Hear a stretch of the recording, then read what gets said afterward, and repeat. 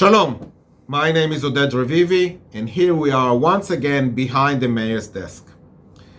This week, just like any other week, was very exciting and with a lot of different things and activities. It started off with the new government being sworn in, and we'll get to that at the end. But throughout the week, just like happens every year during this period of time, the last few weeks in June, we've got a lot of different events to conclude the year. So we had all sorts of different events, which we'll catch in a minute.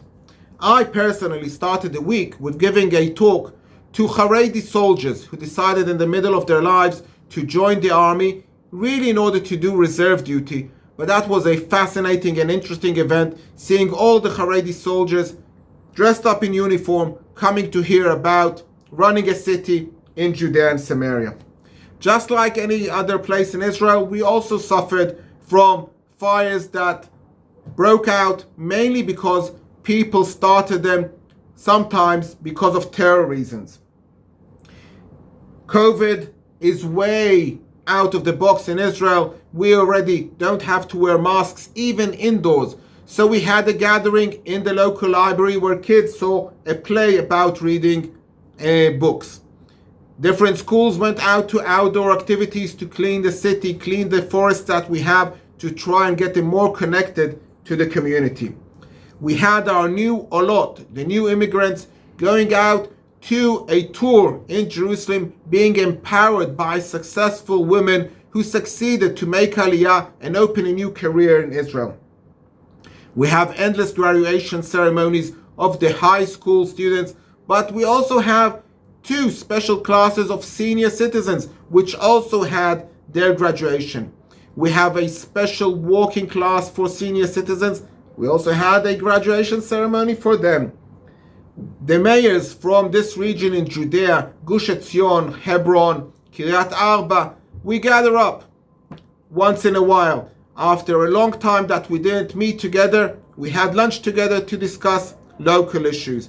And this really brings me to the swearing in of the new government, which was, as you all know, a controversial issue because of the twist in the story, because how a prime minister has been elected with only having 5% of the members of Knesset, the Arab parties joining the coalition, and a big mess which we still don't know if it's going to be a successful, sustainable government that will be able to lead us through the challenges, or it's going to be something that's going to collapse. And this really brings me to the heart of Parashat Shavua, Parashat Chukat, one of the most fascinating parashot for me as a religious Jewish leader and believer. Of course, we have the issue of Para Aduma, which I always tell my kids, we have that mitzvah which we don't understand. How can you be purified from that dust? Why? Just to teach us a lesson that we can't always understand everything. And then we have the story of Moshe. The people of Israel, just like today, come and complain to the leader that they don't have drinking water. And he goes to God, and God tells him to hit the rock and that there will come out water. But he hits the rock twice, and he's punished because he didn't believe that what God told him is sufficient.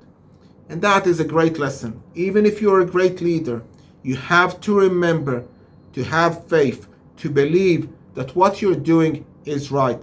And when we do that, then we can be guaranteed that we'll reach the promised land, we'll reach prosper and peace. So I hope we all will be stronger in our beliefs, believe in our leaders, and have a better future. Shabbat Shalom.